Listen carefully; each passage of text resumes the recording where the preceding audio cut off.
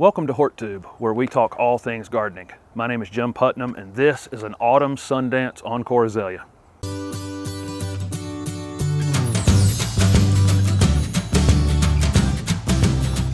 This is Autumn Sundance Encore Azalea, an evergreen shrub most noted for its multiple bloom times. Autumn Sundance is a moderate size azalea. It may reach 3.5 to 4 feet in height and 3.5 to 4 feet in width. Like all azaleas, Autumn Sundance will work great in zone 6B to 9. It's listed on some of the websites in zone 6A. I'm assuming they tested it there and they have some knowledge of it. I just don't have any personal knowledge of that. If I was probably putting it in zone 6A, I'd use it as a foundation plant so it had some winter protection. Autumn Sundance has a moderate growth rate. We might get 4 or maybe 6 inches of growth out of these in a single season. In terms of sun or shade on Encore Azaleas, they definitely need a little more sun than traditional azaleas. When I first started using these as a landscaper, I was putting them in too much shade and they weren't performing that great. And then just kind of realized over time, this thing does need a little more sun than the traditional ones, and they really perform fantastic if given some more direct sun. Ideally, this would go in a spot that got a lot of morning sun and then some of the midday sun and then went into the shade late in the day. I think that would be perfect. That'd be a little more than half a day's full sun.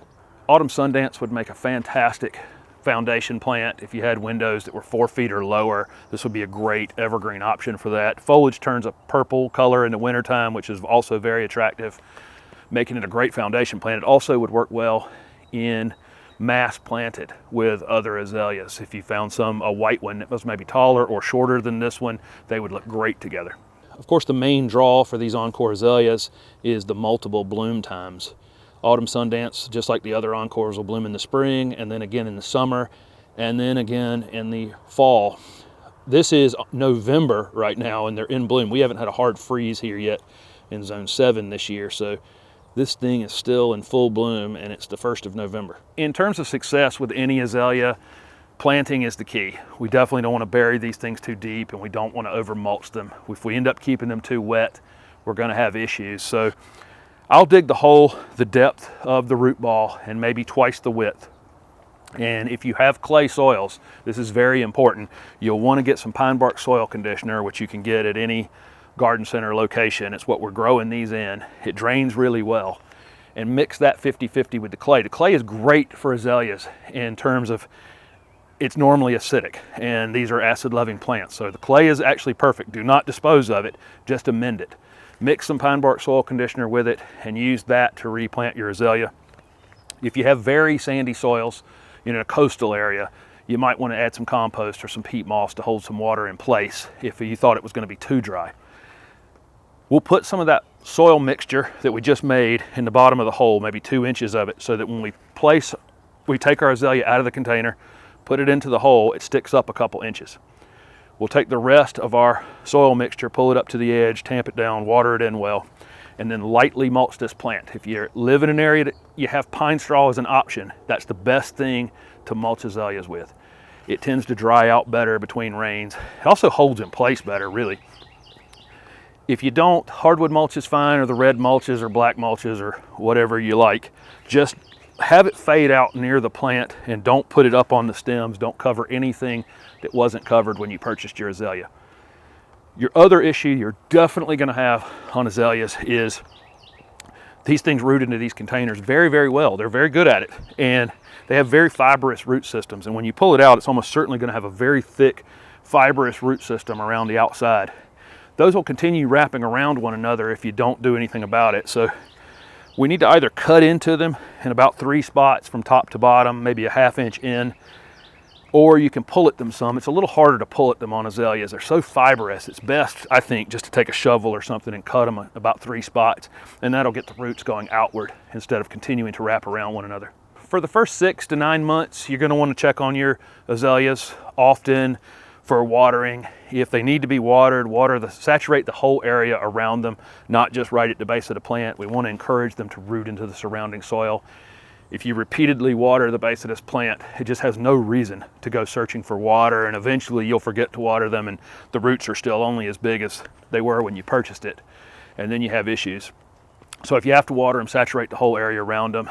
Once they're established and you live in an area that gets pretty average rainfall, you know, a couple times a month at least, then I don't think you're gonna have to do a lot of ongoing watering to these.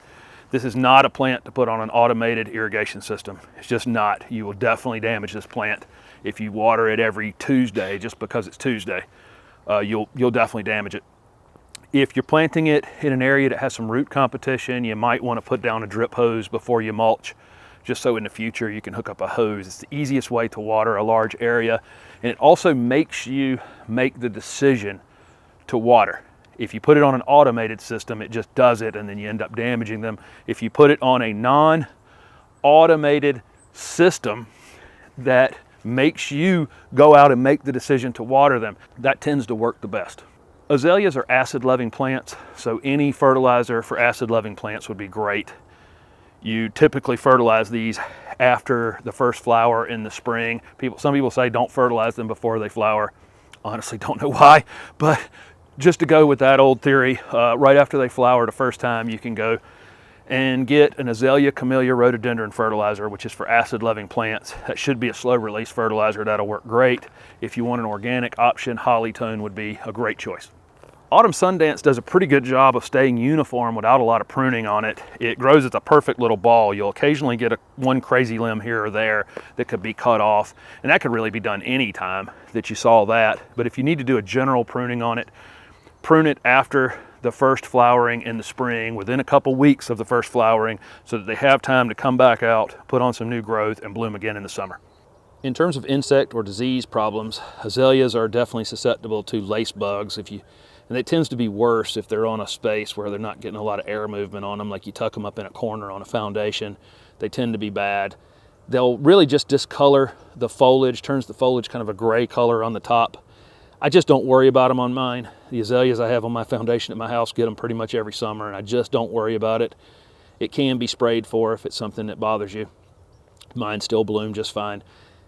If you follow best practices and mound these up and don't over mulch them and don't over water them, you shouldn't have any root rot problems, but that is something azaleas are susceptible to, is Phytophthora root rot. Also, one other issue is if you have deer issues, deer grazing in your yard, they do love azaleas. And so you'll want to use them as foundation plants if you have deer grazing. So what are you waiting for? Even you can grow the low maintenance, evergreen, Autumn Sundance Encore Azalea. Thank you for watching my video, and if it was helpful, please hit the like button and subscribe to my channel for future videos. Also, if you have any questions about Encore Azaleas, ask away. Thank you.